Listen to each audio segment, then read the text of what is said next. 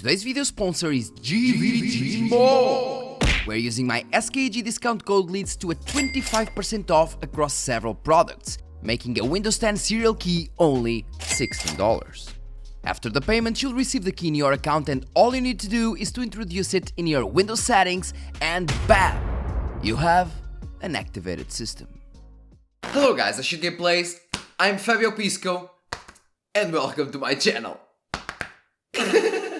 Okay, now that I stopped being retarded, but just for a brief moment, today I bring you the third video on the Do Not Buy series, and this time with the Do Not Buy the RX 6500 XT, because you'll most likely regret it. And I'm not saying you will regret it, but there is a big chance you will. So the first issue is basically crappy performance in games that use over 4GB VRAM. So this card only brings 4GB VRAM, and on top of that we only have 64-bit bus. So having a really small bus alongside with only 4GB VRAM in 2022 is indeed a big no.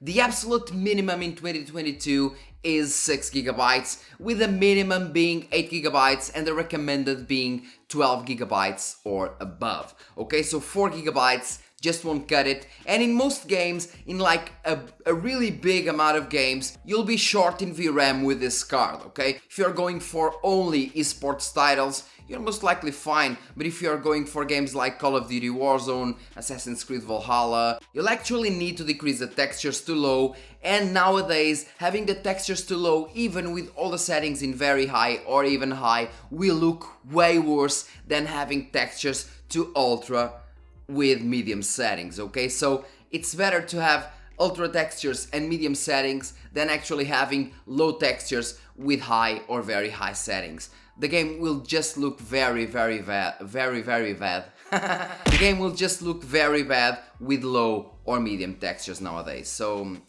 yeah. But well, this mostly applies to over 1440p. If you're playing at 720p, if you're playing at 1080p, well, you're completely fine, but over 1080p, some games will definitely struggle, and not in terms of FPS, but really in terms of VRAM, which will indeed make the performance drop a lot. So don't believe me? Watch this video of 25 games on the RX 6500 XT and the Ryzen 5 5600X, and you'll actually know what I mean. So the second one is connected to the first one, and it is the blurred textures. In some specific games, like for example Horizon Zero Dawn, even when using low or medium textures and the VRAM isn't actually set to its full, okay, so the VRAM is below its maximum at like 3GB, in some scenarios you will have blurred textures, even at low or medium settings. So if, for example, you're looking at a wall and the wall next to that wall has its textures properly done, while that particular wall has blurred textures, okay? And that does not happen for all the other AMD cards that I have, but it does happen for the 6500 XT in some scenarios, and it is mostly due to having what?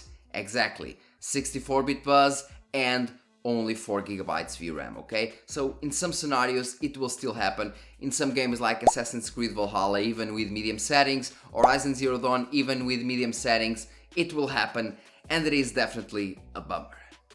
And the third one actually makes the other two even worse. So on top of that we have only 4GB of VRAM, and we have only, and I repeat, we have only 64-bit bus, so 4GB RAM, 4GB VRAM and 64-bit bus, we only have 4 PCI Express lanes, okay? Instead of the usual 16, for example for the 6700 XT, for the 6800 XT and so on, or even the cut down 8 lanes like for example the 5500 XT, the 6600 and the 6600 XT, we have only 4 lanes here. And 8 lanes, even with the 6600 XT, 8 lanes with PCI Express 3 will already perform worse than PCI Express 4 due to having only 8 lanes, so the bandwidth is half of the one with 16 lanes, okay? And even with the card as the 6600 XT not that powerful, we have a decrease in performance in some scenarios when going to PCI Express 3. It is not that much, but it is there, as you can see in this video passing right now in the screen. But having only 4 lanes is just not enough. And even with textures to minimum or low, the performance in between PCI Express 3 and PCI Express 4 will be huge, as you can see in this video passing right now on the screen of PCI Express 3 versus PCI Express 4. So if you're actually buying a 6500 XT, means that you don't actually have much money to spend on your computer, and if you don't have that much money, it means that your computer won't most likely have PCI Express 4, and if it doesn't have PCI Express 4, you're gonna suffer with this card because it performs like shit with PCI Express 3, so yeah. And the fourth one is that this card is actually ported from laptops. Yes, this is basically a laptop card that they just ported to desktop. And that's one of the many reasons why it sucks. That's the reason why it only has 64-bit bus. That's one of the reasons why it has only 4 lanes, because it was ported from laptops. So the fact that it is ported from laptops is the reason that it sucks overall, and this usually isn't a bad thing, but from all the things that we've seen so far, the laptop GPUs are just cut down versions of the desktop GPUs, and when you put a laptop GPU to the desktop, well, you should at least change something in order to compensate the fact that it is from the laptop. So they should have more lanes, they should do something different, they should have more VRAM, 8GB instead of 4GB, and AMD did not do this. So they did they did a crap load, they did a crap fest with this card, only having 4GB VRAM, 64-bit bus, and on top of that only 4 lanes. So it is ported from laptops, and that's one of the reasons why it sucks, and that's why I actually put it in the list. Now, the fact that it is ported from laptops also brings us to the fifth and one of the most annoying defects of this card, and that is the fact that it has no hardware decoding or encoding. Oh, my eyes! My eyes! Baby! Oh, okay! It's okay! It's okay! No! They're doing it! I know!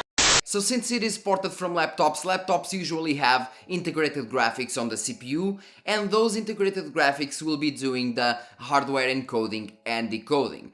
So since this does not apply here, if you want to stream or if you want to record something, you actually need to use your CPU to do it, because you can't do it with your GPU like you can do even on the older RX 470. I'm not even talking about the 580. You can do it on the 470 or the 480, or you can even do it on older cards like the R9 280, the R9 390. You can do it on those cards, the RX Fury, the RX Vega. You can do it on all those cards because all of those cards have hardware encoding and decoding, while this one, since it is ported from laptops without any single improvement, well, you don't have hardware encoding and decoding, and if you want to record or stream, you actually need to use your CPU for that. And basically, yeah, worse image quality with higher resources needed, so it's a very bad thing. But that's just me, maybe I'm the one that's not correct here. And the final reason to not buy this card is the price. So this card is set at $199. And I mean, everything would be fine, I repeat, if this card would be like $150. But at $200, you are just way better getting a used 5500 XT 8GB or even the RX 580 8GB. So don't believe me, in most scenarios, even with PCI Express 4 on this card, the RX 580 can still outperform the 5500 XT. So a mid-tier card from 2017, which was costing like $250, can indeed outperform a 6500 XT from 2022, costing also $200. So it makes absolutely no sense. And I like to say this a lot. There are no bad products, just bad prices. And if this card was like sold at $150, it would be a very good deal. But at $200 and in some scenarios even more, $230, $240, well, it makes it a pretty rough deal to get. And in my humble opinion, just get 50 or 100 more dollars on top of that and just get the RX 6600 non-XT.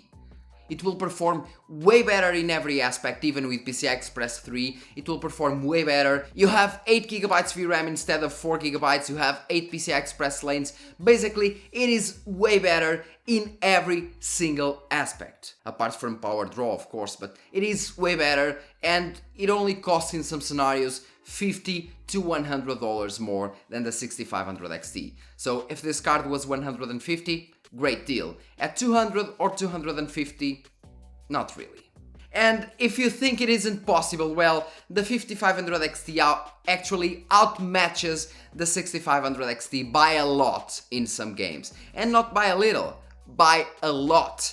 So it seems like it was almost impossible to make a card, a follow-up card that was actually slower than its predecessor, but AMD actually managed that. They released a newer card, slower than its predecessor. And that's why I don't advise you to get this card at all. I mean, how could I?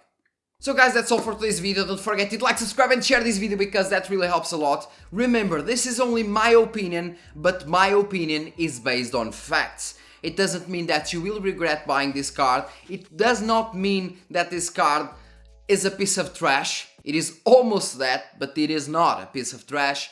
But if you can get a used 5500 XT or a used 580 for way cheaper than this card, for let's say 150, just go for it. If you can't get those at decent prices, then get the 6500 XT, or if you can, the 6600 non-XT. That's my opinion. Thanks a lot and see you in the next video.